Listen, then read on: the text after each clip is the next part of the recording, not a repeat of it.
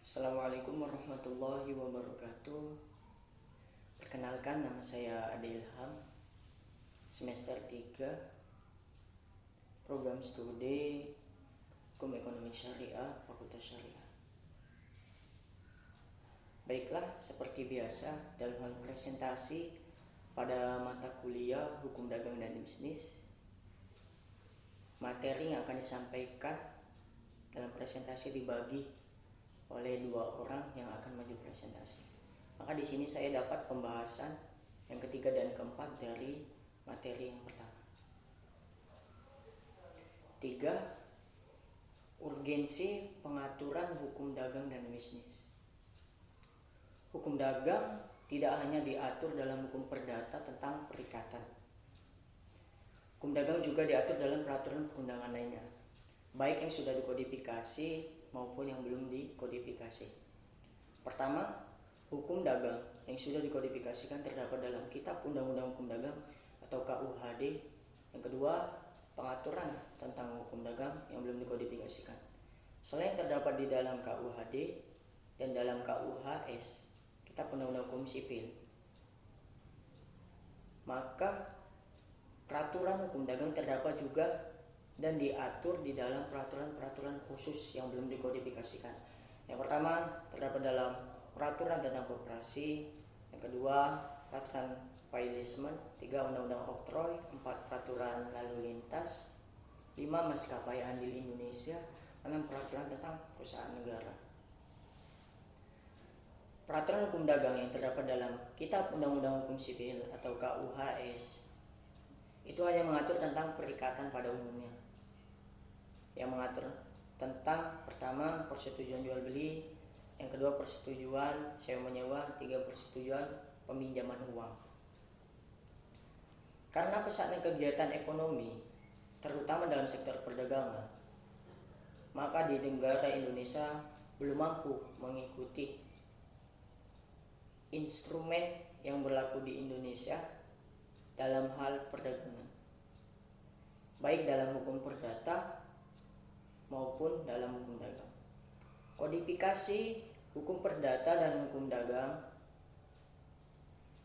itu berasal dari Kode Sipil dan Kode de Commerce Prancis pada tahun 1808, kemudian berlaku di negara Belanda pada tahun 1828. 4. Sejarah pengaturan hukum dagang dan bisnis di Indonesia. Pada pertengahan abad Eropa 1000 atau 1500 telah terjadi di negara-negara Eropa yang pada zaman itu Italia dan Prancis telah lahir sebagai negara dan kota-kota sebagai pusat perdagangan, yaitu Genoa, Florence, Venesia, Marseille, Barcelona, dan negara-negara lainnya. Tetapi pada saat itu hukum Romawi, Corpus Juris Civilis, tidak mampu mengatasi perkara-perkara dalam perdagangan. Oleh karena itu dibuatlah hukum baru pada abad ke-16 di samping hukum Romawi yang berdiri sendiri, yaitu yang disebut hukum pedagang atau Kaufmannsrecht. Karena pesatnya hubungan dagang, maka pada abad ke-17 diadakan kodifikasi oleh Menteri Keuangan dari Raja Louis XIV, yaitu Colbert, dengan aturan Ordonnance du Commerce 1673 dan 1613 sampai 1715.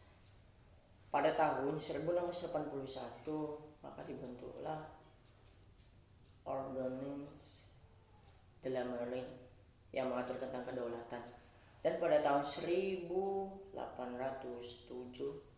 di Perancis dibuat peraturan hukum dagang tersendiri yang berasal dari hukum sipil, Kode de Commerce yang berasal dari Ordonnance du Commerce dan Ordonnance de la Marine. 1838. Kemudian Netherlands menginginkan membuat peraturan hukum dagang tersendiri, yaitu pada tahun 1838 disahkan KUHD Belanda.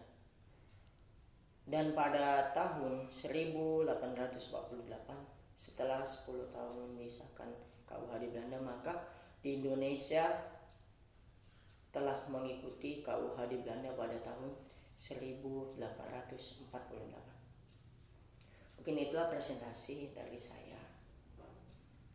Itu yang dapat saya sampaikan. Kurang lebih saya mohon maaf. Saya akhiri. Assalamualaikum warahmatullahi wabarakatuh.